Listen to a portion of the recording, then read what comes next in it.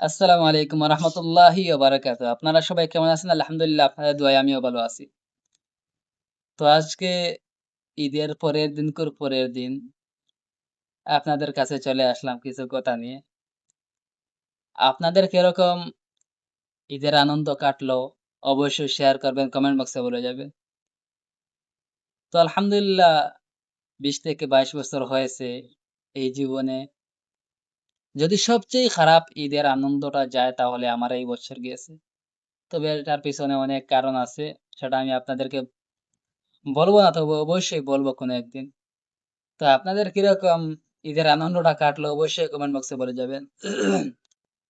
আমি একটা কথাই বলি, জীবনে অল্প বয়স হোক বা প্রাপ্তবয়স্ক হোক, বৃদ্ধ বয়স হোক, আপনার জীবনে আপনার মা বাবা আত্মীয়স্বজন যদি পাশেই না থাকে তাহলে আপনার ঈদের আনন্দটা তেমন লাগবে না। ঈদের আনন্দ হচ্ছে মা বাবাকে নিয়ে। আপনার জীবনে যদি অনেক টাকা পয়সা, ধন সম্পদ, বাড়ি ঘর, হ্যাঁ, টাকা, বিল্ডিং, জায়গা জমি সবকিছু যদি থাকে তাহলে আপনার ঈদের আনন্দ থাকবে না। আপনার মনে হাসি খুশি থাকবে না। যদি এই যে আপনার বাবা-মা বেঁচে না থাকে। তাই আমি আপনাদেরকে বলছি জীবনে বাবা-মার কদর করুন, বাবা-মাকে সম্মান করেন। আপনার বাবা-মা আজ আপনার বাবা-মা আজ দুনিয়ার মধ্যে জীবিত আছে, আপনি শুকরিয়া আদায় করেন। যার বাবা-মা নেই সে অনেক কষ্ট করেই বেঁচে আছে, কিন্তু সে বেঁচে আছে। অনেক কষ্টের মধ্যে বেঁচে আছে। আপনার বাবা-মা যদি বয়স্কই হয় তাহলে কিন্তু আপনার এর মর্যাদা আছে, হ্যাঁ? আপনার বাবা-মার কদর করুন। সত্যি বলতে আমার বাবা-মা এখনো পর্যন্ত আছে আলহামদুলিল্লাহ। আমি দোয়া করি যাতে আমার বাবা-মা আরো দীর্ঘায়ু আল্লাহ জীবন দেক, হ্যাঁ? আমি মরার আগ পর্যন্ত আমার বাবা-মা যাতে জীবিত থাকে এবং যাতে আমার স্বপ্নগুলো পূরণ হওয়ার পর আমি আমার বাবা-মাকে সুখে শান্তিতে রাখতে পারি। সত্যি বলতে আমি আপনাদেরকে একটা কথাই বলি, ঈদের দিনটা তেমন ভালোই যাচ্ছিল না। কারণ হচ্ছে আমি আমার বাবা-মাকে ছেড়ে আমি এই যে অনেক বাহিরে চলে আসছি। পড়াশোনা বা আমার কাজে ব্যস্ততায়।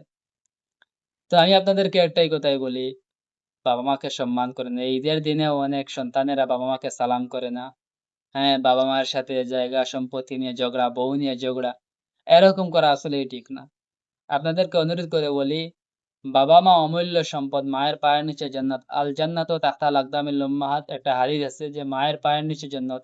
যদি আপনি দুনিয়ার মধ্যে থেকে বাবা-মা এবং বাবা-মার কদর না নিতে পারেন তাহলে অবশ্যই আপনি পরকালে গিয়ে পস্তাবেন। আপনি কখনো জান্নাতে যেতে পারবেন না। বাবা-মার অবাধ্যতায় কখনো আপনি জান্নাতে যেতে পারবেন না। অবশ্যই আপনার মা এবং বাবাকে আপনি সম্মান করেন, হ্যাঁ?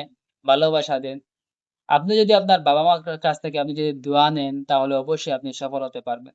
সবসময় আপনি আপনার বাবা-মার কাছ থেকে দোয়া নিয়ে চলবেন, হ্যাঁ? আপনি আপনার মেহনত করবেন। আর যেই কাজেই লেগে থাকেন আপনি আপনার সবসময় মা-বাবাকে দোয়ার কথা বলবেন। আপনার মা-বাবা যদি আপনার দোয়ার পাশে থাকে তাহলে অবশ্যই আপনার কপাল খুলবে এবং ভাগ্যে বড় কিছুই থাকবে। জীবনে বড় কিছু হতে পারবেন। তাই বলছি আপনার বাবা-মাকে সম্মান করুন, বাবা-মাকে ভালোবাসেন। আর বাবা-মা জীবিত থাকলে আলহামদুলিল্লাহ কমেন্ট বক্সে বলে যাবেন। আল্লাহ হাফেজ।